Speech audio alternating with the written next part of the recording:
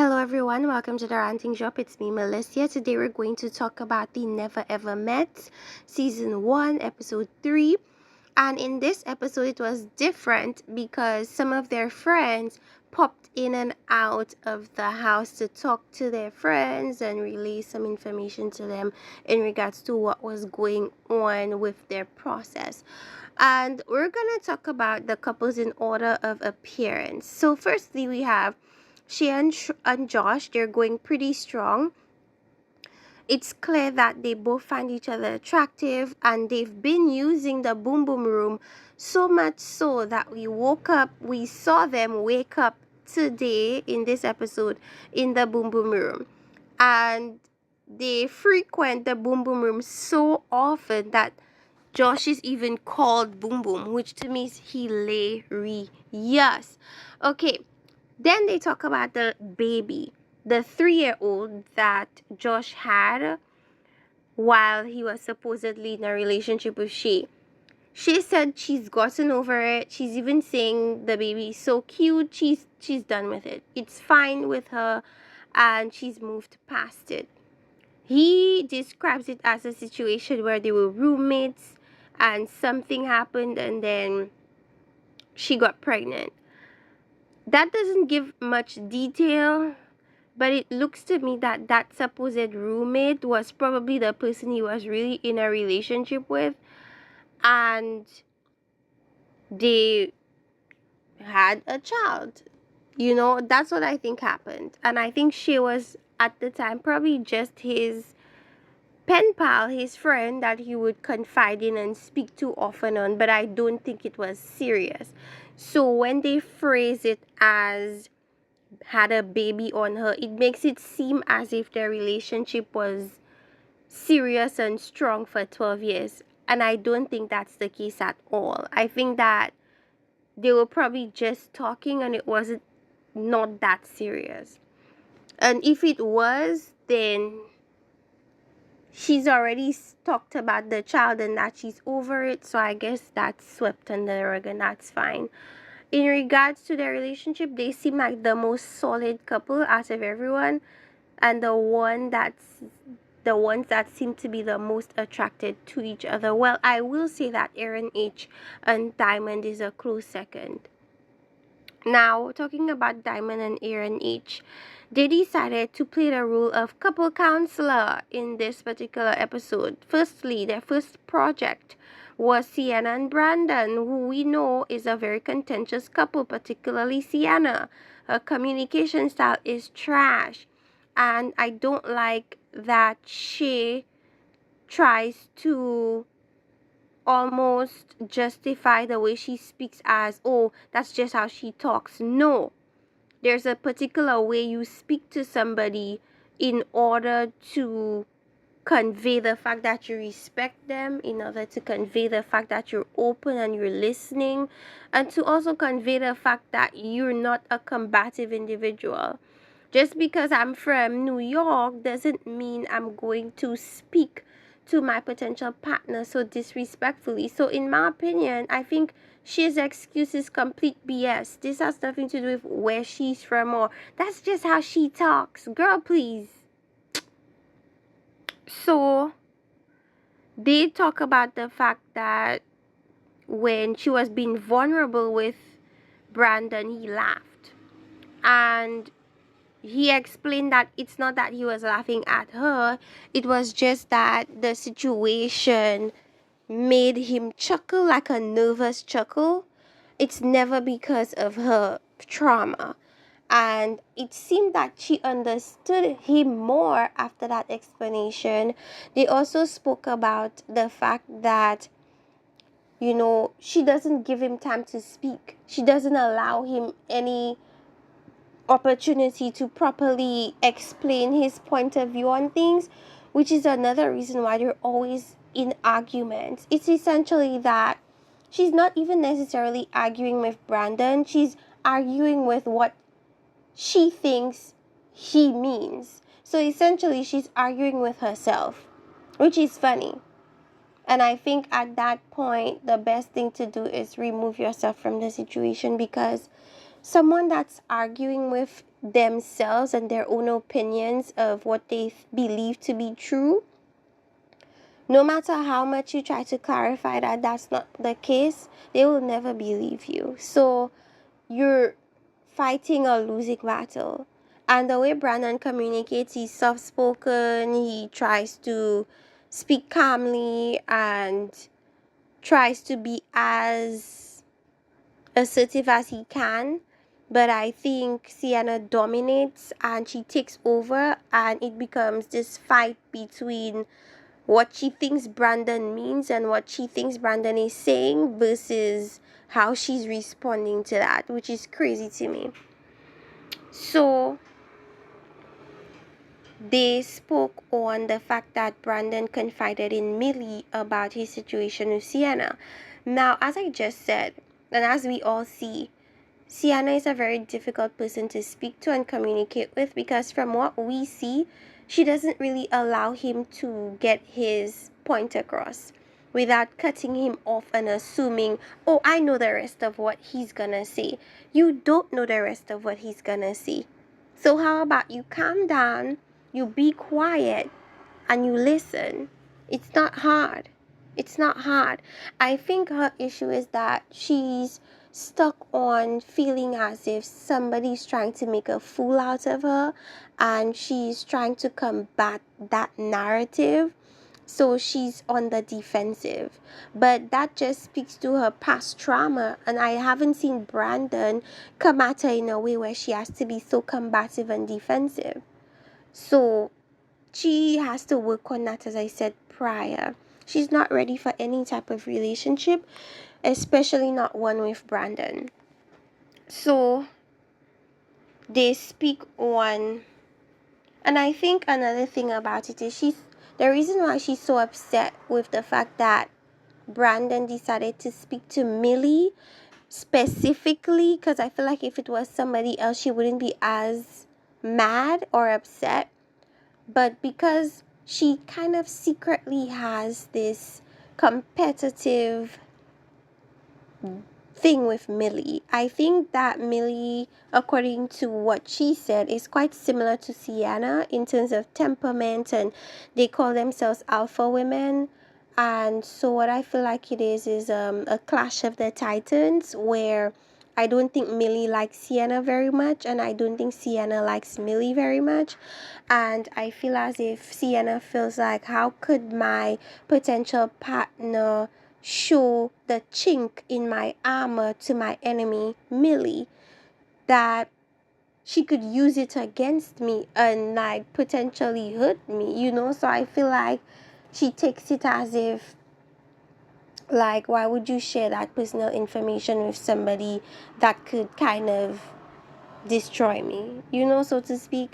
And it's that thing about Sienna. It's like she always takes things in extremes. Nothing can just be as is. It's always this major conspiracy. And I just don't get it, to be honest. So, as I said, she doesn't want Millie to have an upper hand on her, and she feels somewhat defenseless because her potential spouse exposed a vulnerability to somebody that she sees and views as maybe not an enemy, but a contender, like somebody that she can compete with. So Brandon cooks for the group. I guess Sienna and Brandon use it as a bonding opportunity, and because the assumption is after they talk with Diamond, everything is clear, everything is cool, everything is calm, everything is back to normal. The group doesn't feel that way, but that's the impression that the viewers are getting. Like, okay, everything seems fine now. And they cook and everything is good. And then they do this exercise that Diamond and Aaron were hosting, basically asking the couples their opinions on who they think the other couples are. Like, for example, who is the best romantically, who has the best connection, who has the best romantic chemistry and all that. But I'm gonna talk about this in a moment. What I will say next is that throughout this entire episode, the friends were coming in. So in this episode, it was Sienna's friend and then Brandon's friend. So Brandon's friend comes in first. He explains the situation to his friend. His friend seems extremely optimistic and open-minded, and his friend feels like Brandon is such a calm person that, it takes a lot to get him to a point where he's very angry and stuff like that. And he talked about Sienna calling him a... I don't know any man that would stick around with a woman after being demeaned in that way. She's talking about he's embarrassing her or trying to embarrass her on national TV. She was explaining that to her friend when they had the Kama Sutra date, and he said it was boring. He was trying to embarrass me in front of on national TV. So I think because she felt embarrassed, she decided to embarrass him by calling him a B. She never took it as, oh, my energy is not giving romantic. My energy is not giving conducive to romanticism, right? Or a connection. She took it as, oh, he's trying to embarrass me. Watch what I'm going to do to embarrass him. And that's what she's been trying to do. And to be honest, the way she sat on this man, first of all, the position they chose for that Kama Sutra date, and the way that her demeanor was, it was very closed off and defensive as it typically is. And so I'm not shocked that Aaron felt that way, because that's the energy you were giving. You were not giving sensual, you were not giving open, interested, or da-da-da. Yeah, maybe you shouldn't have said boring or whatever the case may be, but I wouldn't take that to the extent that Sienna took it. She's been trying to embarrass him ever since. Now, she tells her friend all these things. He called me boring, and he told this other woman about our business, and then the friend is automatically like, well, I don't like him. And to me, I'm like, okay, I guess I cannot be too annoyed with the friend, because that's what a friend would say. A friend that doesn't hold their friend accountable would say something like that. And the way how volatile Sienna's personality is, her demeanor is, I also wouldn't want to say anything crazy, because I would not want this woman going from 0 to 100 on me for like no apparent reason. So I think the friend is just trying to keep peace and just deciding, okay, let me appease Sienna. I know how she gets.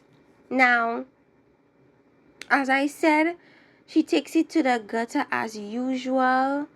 Everything cannot be in the middle. It either has to be really good or extremely bad, and it just is very disappointing.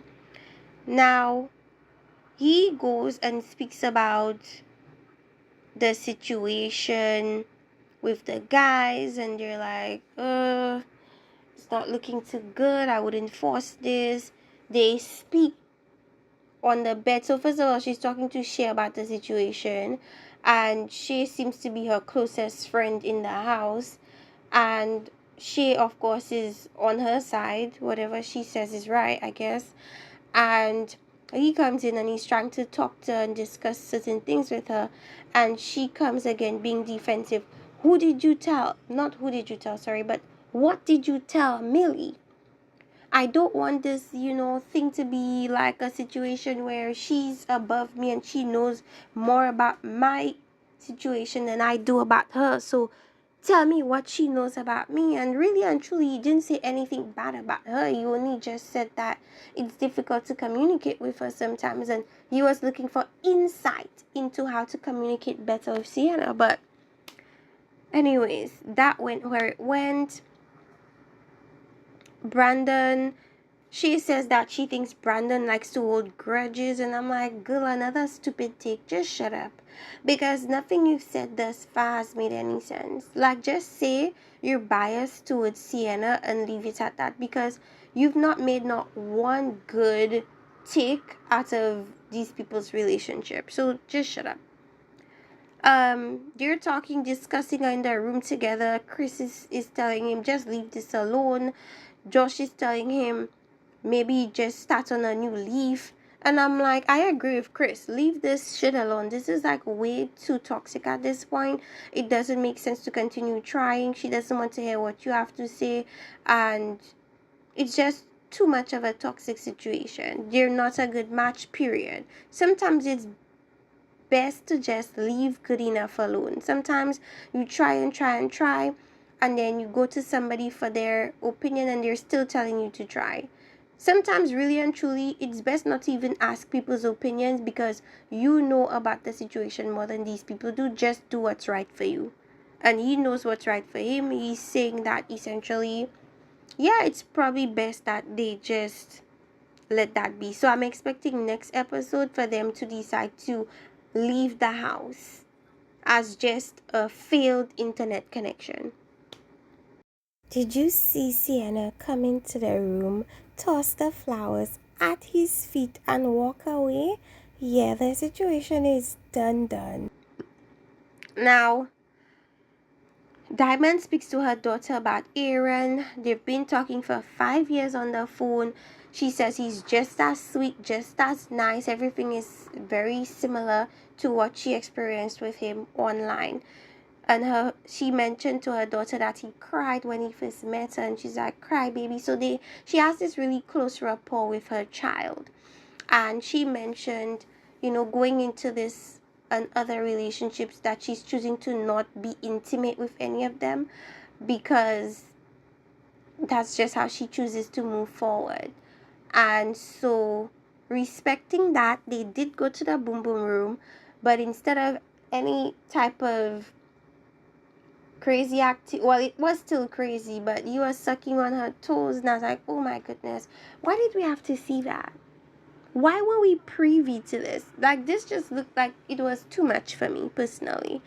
And she's trying to, like, she wants to vocalize her pleasure, but she doesn't want to do it because cameras are like right in their faces. I'm pretty sure she did it when the cameras were sent away, and according to him, they cuddled afterwards for the entire night. Amazing, good for them. But prior to even that, the game. So they hosted a game around the table.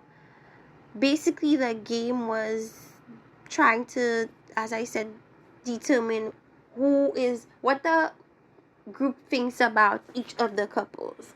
So the most dramatic couple, they said Sienna and Brandon. The couple that will benefit the most from couples therapy, Sienna and Brandon. Aaron H chose Joanna and Aaron G. And I don't think that they need therapy for a connection. I just feel like it's either they have a connection or they don't have a connection. And to be honest, they don't have a connection, so they need to depart because I don't want to see their fake relationship on my screen. It's not gonna ever happen naturally because it's not there. There's no connection there. It just seemed to me that, again, I say this multiple times, but it just seemed like Joanna and Aaron decided to come on this show because they stumbled on an opportunity, and he has his music thing, whatever he has going on. He probably decided, okay, let me use that to promote my business. And she's like, let me use it to promote my business. And it's just not working out. This show is for couples, and they're clearly not a couple. So that's beyond confusing to me. Right? Now, most romantic couple, Shay and Josh. Joanna chose Chris and Sandia because really and truly Joanna likes Chris. Right? Yes, they had the best first date with the helicopter ride, but beyond that, I haven't seen Chris do anything that I would call romantic for Sandia, to be honest. It seems like their attraction to each other is mutual. Like, Joanna is attracted to Chris. Chris knows that, and because of that, he knows he can play with Joanna a bit, so he is, I don't know if he's equally as attracted to Joanna, but it appears as if they have this understanding, like they understand each other so much, and it's like, sure. I wouldn't be surprised if they do have something going on behind the scenes, because whatever is happening with Joanna is not happening with Aaron. So I wouldn't be shocked. A lot of the house actually feels disgusted by Joanna and the fact that she's pushing up on Chris, knowing Chris is in something with Sandia. I don't think the other group members are too respect Joanna too much for that. Next week we're gonna see a blow up where Joanna is like, you guys are talking about me and so on. So we'll see how that goes. What else was there? Most romantic shade, Josh, Joanna, yeah, Sandia. I mentioned that. And I said I haven't seen romance ever since In Need of Intimacy Suite, the couple that is most in need of the intimacy suite. Chris and all of them, most of them said Greg and Millie. I don't think Millie is really ready for what Greg is ready for. It's very clear that Greg wants to already get to that sex part, but Millie wants to take her time because she's not too sure.